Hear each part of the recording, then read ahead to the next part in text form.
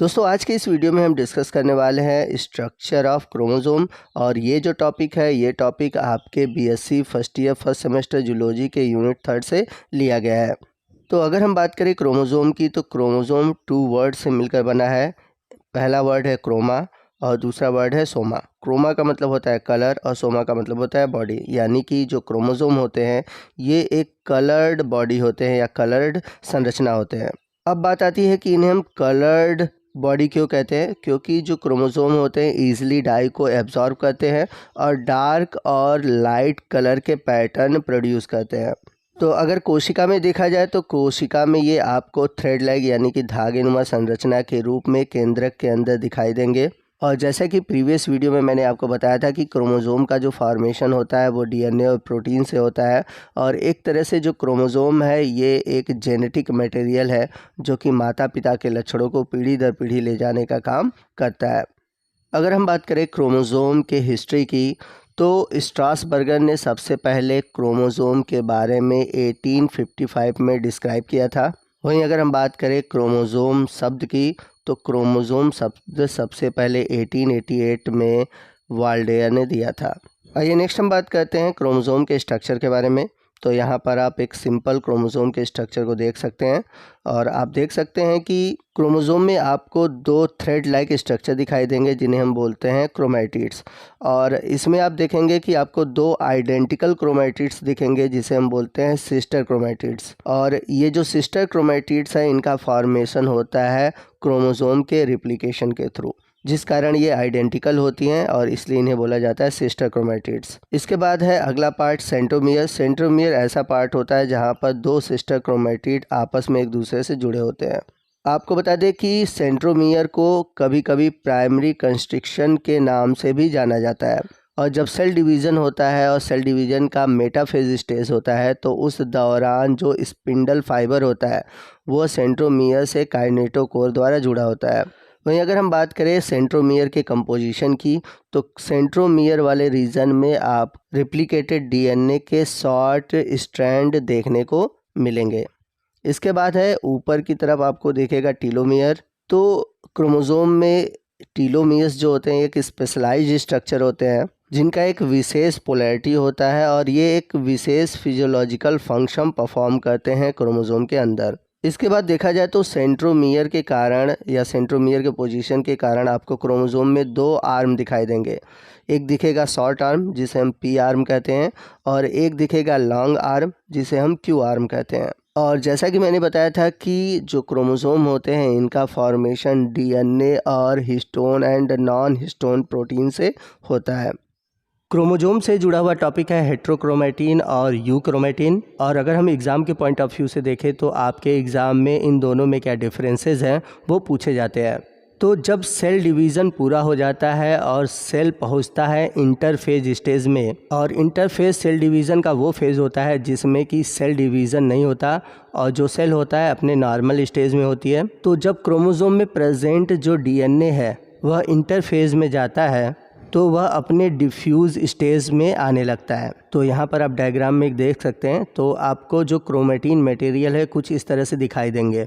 लेकिन क्रोमोसोम के अंदर का जो 10% डीएनए है वह अब भी कंप्रेस्ड फॉर्म में या फिर कह सकते हैं कॉम्पैक्ट फॉर्म में दिखाई देता है।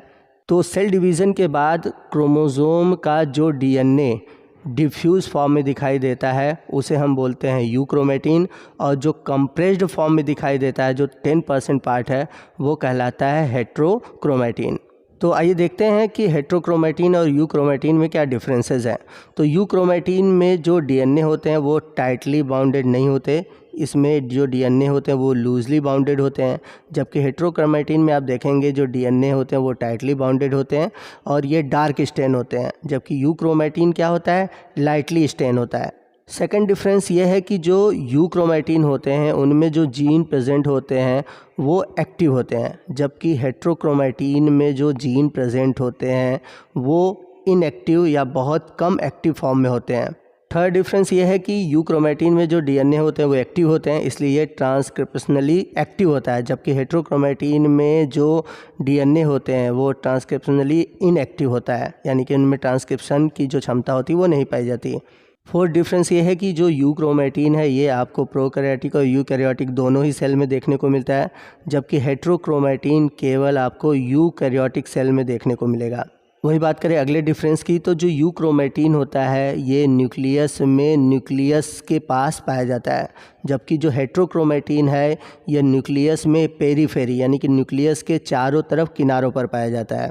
और लास्ट पॉइंट ये कहता है कि यूक्रोमेटिन अलाउ करता है जीन वेरिएशन के लिए, और जीन वेरिएशन की वजह से चेंजेस होते हैं, जबकि हेट्रोक्रोमेटिन में देखा जाए तो कोई वेरिएशन नहीं होता, जिसके कारण जीन में कोई चेंजेस नहीं होते। तो ये तो डिफरेंस हुआ यूक्रोमेटिन और हेट्रोक्रोमेटिन के बीच। आइए नेक्स्ट हम बात करते हैं टाइप्स ऑफ क्रोमोसोम की, यानी कि गुणसूत्र के प्रकार की। तो क्रोमोसोम को 3 आधार पर बांटा गया है। पहला है on the basis of location of centromere, यानी कि क्रोमोसोम में सेंट्रोमियर कहाँ पाया जा रहा है। दूसरा है on the basis of number of centromere, यानी कि कितने सेंट्रोमियर पाए जा रहे हैं। और तीसरा है सेक्स क्रोमोसोम के आधार पर। अगर हम सेंट्रोमियर के लोकेशन के आधार पर देखें तो क्रोमोसोम 4 टाइप के होते हैं। पहला है मेटासेंट्रिक, दूसरा है सब मेटासेंट्रिक, एक्रोसेंट्रिक और टीलोसेंट्रिक। वहीं अगर हम देखें सेंट्रोमियर के नंबर के आधार पर तो होगा मोनोसेंट्रिक, डाइसेंट्रिक, पॉलीसेंट्रिक और एसेंट्रिक। तो अगर हम सेंट्रोमियर के लोकेशन के आधार पर देखें तो ये 4 टाइप के होते हैं। सबसे पहला मेटासेंट्रिक। तो मेटासेंट्रिक में जो सेंट्रोमियर होता है वो बीचों बीच पाया जाता है, जिससे कि पी आर्म और क्यू आर्म, यानी कि जो शॉर्ट आर्म है और जो लॉन्ग आर्म है, दोनों की साइज़ लगभग बराबर होती है। और इस तरह का जो क्रोमोसोम है ये पाया जाता है मानव का जो क्रोमोसोम नंबर 1 है वो मेटासेंट्रिक होता है। वहीं अगर हम बात करें सब मेटासेंट्रिक की, तो सब मेटासेंट्रिक में जो सेंट्रोमियर होता है वो थोड़ा सा सेंटर से आगे होता है, जिसके कारण पी और जो क्यू आर्म है वो बराबर नहीं होते। अगला है एक्रोसेंट्रिक। तो एक्रोसेंट्रिक में होता क्या है कि जो सेंट्रोमियर होता है वो क्रोमोसोम के लगभग इंड के पास पाया जाता है, जिसके कारण जो क्रोमोसोम के क्रोमैटिड्स है तो उसमें एक बहुत बड़ा क्यू आर्म होता है और एक बहुत छोटा पी आर्म होता है। अगर हम बात करें एग्जाम्पल की तो क्रोमोसोम नंबर 13, 14, 15, 21 और 22 ये एक्रोसेंट्रिक होता है मानव में। वहीं अगर हम बात करें टीलोसेंट्रिक की, तो टीलोसेंट्रिक में जो सेंट्रोमियर होता है एकदम किनारे होता है, जिसके वजह से केवल आपको एक ही आर्म दिखाई देगा, और इस तरह का जो क्रोमोसोम है ये मानव में नहीं पाया जाता। वहीं अगर हम बात करें नंबर ऑफ सेंट्रोमियर के आधार पर, तो सबसे पहला है मोनोसेंट्रिक। तो जैसा कि नाम से ही क्लियर हो रहा है, मोनो का मतलब होता है सिंगल। तो इस तरह के क्रोमोसोम में केवल एक सिंगल सेंट्रोमियर पाया जाएगा। वहीं अगर हम बात करें डाइसेंट्रिक की, तो जैसा कि नाम से क्लियर हो रहा है डाई यानी कि 2, तो इस तरह के क्रोमोसोम में 2 सेंट्रोमियर देखने को मिलेंगे। वहीं तीसरा है पॉलीसेंट्रिक। तो पॉलीसेंट्रिक में जो सेंट्रोमियर की संख्या होती है वो मोर देन 2 होती है, यानी कि जब सेंट्रोमियर गुणसूत्र में 2 से अधिक पाए जाते हैं तो इस तरह के क्रोमोसोम को हम बोलते हैं पॉलीसेंट्रिक। इसके बाद है लास्ट एसेंट्रिक। तो एसेंट्रिक क्या होते हैं, जब क्रोमोसोम में सेंट्रोमियर नहीं पाए जाते तो उसे हम बोलते हैं एसेंट्रिक। वहीं अगर हम बात करें सेक्स के अकॉर्डिंग, तो सेक्स के अकॉर्डिंग 2 तरह के क्रोमोसोम होते हैं। पहला है ऑटोसोम्स और दूसरा होता है सेक्स क्रोमोसोम। तो ऐसे क्रोमोसोम जो कि मेल और फीमेल में बराबर होते हैं, एक जैसे होते हैं, उन्हें हम बोलते हैं ऑटोसोम्स। और मनुष्य में ऑटोसोम्स की संख्या होती है 44 या फिर कह सकते हैं 22 पेयर। और जो लास्ट वाला पेयर होता है यानी कि जो 23rd पेयर है वो मेल और फीमेल में अलग होता है, जिसे हम बोलते हैं सेक्स क्रोमोसोम। तो फीमेल के केस में होता है XX और मेल के केस में होता है XY। आइए नेक्स्ट हम बात करते हैं क्रोमोसोम के फंक्शन के बारे में। तो क्रोमोसोम के अंदर जो हमारे जेनेटिक इन्फॉर्मेशन होते हैं वो कोड के रूप में स्टोर होते हैं, जिन्हें हम बोलते हैं जेनेटिक कोड।